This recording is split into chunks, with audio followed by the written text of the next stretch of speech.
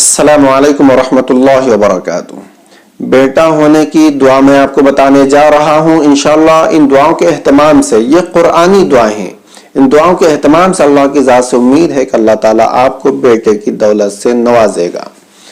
तो इन दुआओं को कैसे पढ़ना चाहिए, पढ़ने का तरीका क्या होगा, टाइमिंग क्या होगी, कब कब पढ़ना चाहिए और फिर अमल का मुकम्मल तरीका क्या है, तो सारी चीज़ें तफसील से मैं आपको बताऊंगा इंशाअल्लाह। लेकिन वजीफों को बताने से, अमल करने का तरीका बताने से पहले कुछ बुनियादी और तमहीदी बातें हैं जिनका सुनना और जानना बहुत ज़रूरी है। ऐसा ना हो कि आप सीधा स्किप करके वजीफा और दुआ तक पहुंच जाएं और सिर्फ उन्हीं चीज़ों को हासिल कर ले। नहीं, आप बिल्कुल ऐसा ना करें, बल्कि पूरी वीडियो अच्छे से देखें, समझें। ठीक है, तो बुनियादी बातें और तमहीदी बातें जो मैं आपको बताने जा रहा हूँ बहुत ज़रूरी है। वरना अगर आपकी दुआ अगर कबूल ना हो, बरसों से आप दुआ कर रहे हो, तो फिर आप मायूस हो जाएंगे। ठीक है, तो ऐसा आपको बिल्कुल नहीं करना। सारी बात आप तफसील से सुन लीजिए, बहुत ज़रूरी है। तो देखिए, औलाद होने के लिए दुआ कर सकते हैं आप बिल्कुल। अंबिया इकराम अलैहिमुस्सलातु वस्सलाम ने दुआ की है। ठीक है, अगर आपको बेटे की ज़रूरत है तो बेटा होने के लिए दुआ कर सकते हैं। बेटी के लिए दुआ करना चाहते हो, बेटी होने के लिए दुआ कर सकते हैं। औलाद के लिए, हाँ, होने के लिए, औलाद की पैदाइश के लिए आप दुआ कर सकते हैं। ठीक है, और औलाद देना ये सिर्फ और सिर्फ अल्लाह का काम है। कोई बंदा औलाद की दौलत से नहीं नवाज सकता, याद रखिए। तो इसीलिए आपको सिर्फ और सिर्फ अल्लाह रब्बुल इज्जत ही से औलाद मांगनी है। चाहे बेटा हो, बेटे के लिए दुआ करना हो तो बेटा भी अल्लाह से मांगना है। ठीक है, बेटी मांगनी हो तो वो भी अल्लाह रब्बुल इज्जत से मांगनी है।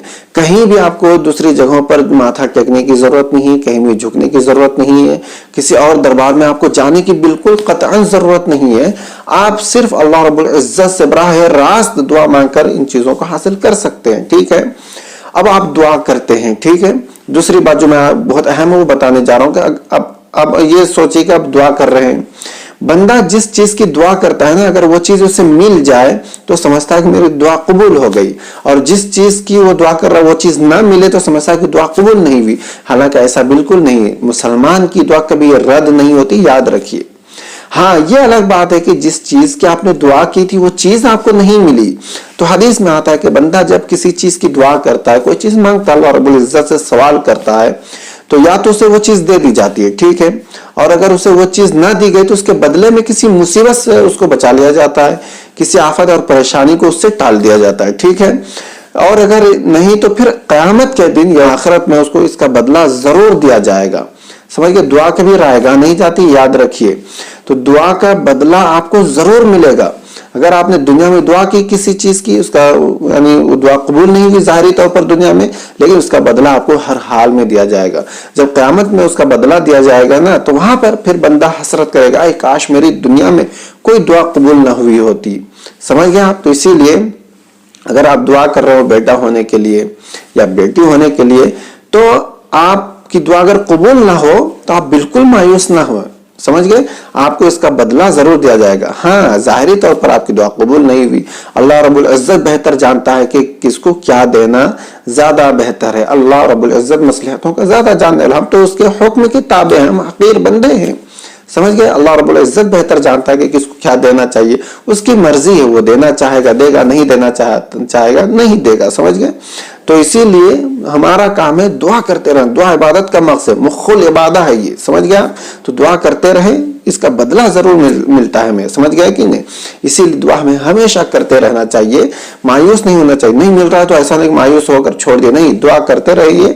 अब आपको बात समझ में आ गई होगी कि इसका बदला हमें जरूर मिलता है, तो लिहाजा इंशाल्लाह आप जरूर दुआ करते रहेंगे। तो आइए मैं आपको वजीफा बता देता हूँ।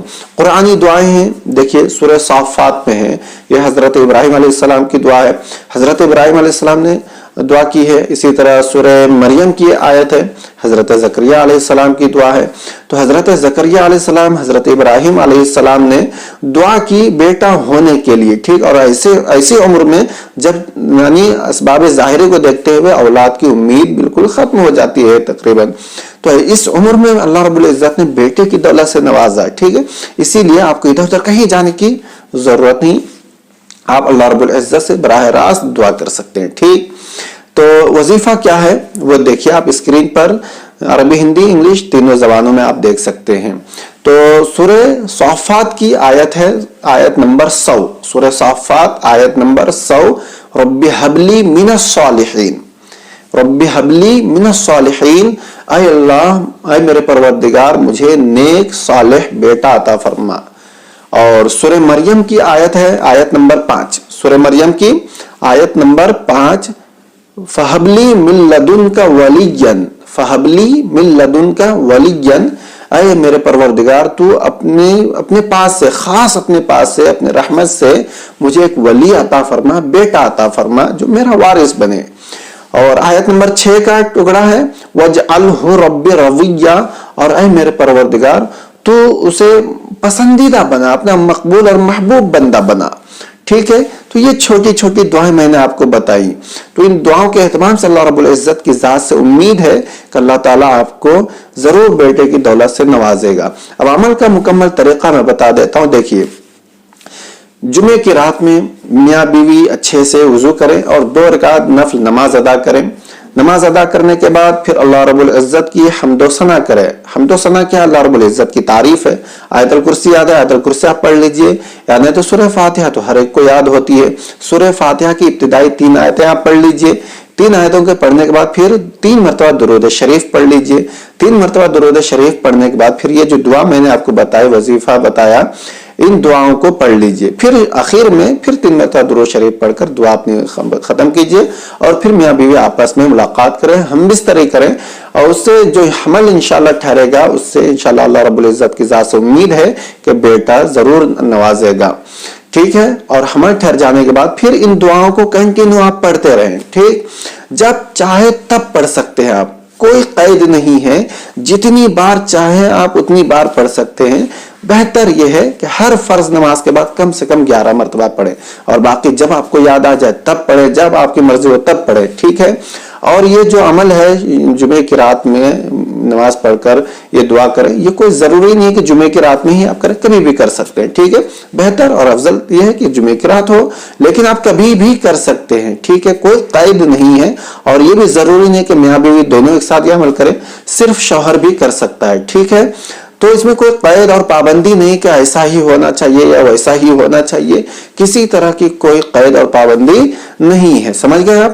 تو جتنا چاہے آپ اتنی مرتبہ پڑھیے، جب چاہے تب پڑھیے، لیکن بہتر طریقہ کیا ہے؟ ہر فرض نماز کے بعد آپ 11 مرتبہ پڑھ لیا کریں. ٹھیک ہے، تو رب حبلی من الصالحین سورہ صافات کی آیت نمبر 100، فہبلی من لدنک ولیہ سورہ مریم کی آیت نمبر 5، وجعلہ رب رضیہ، اور یہ آیت نمبر 6 سورہ مریم ہی کی ہے. ٹھیک ہے، تو ان 3 دعاؤں کی چھوٹی چھوٹی دعائیں ہیں، ان کا اہتمام کریں. اللہ رب العزت آپ کو بیٹے کی دولت سے نوازے، اور جن کے گھروں میں بالکل بھی اولاد نہ ہو اللہ تعالیٰ انہیں بھی اولاد کی دولت سے نوازے. اللہ تعالیٰ ہم سب کی مرادیں پوری کرے، ہمارے ہر جائز مقاصد میں ہمیں کامیابی عطا فرمائے. تو اس کے لیے کوئی شیئر بھی ضرور کیجیے گا. السلام علیکم ورحمۃ اللہ وبرکاتہ.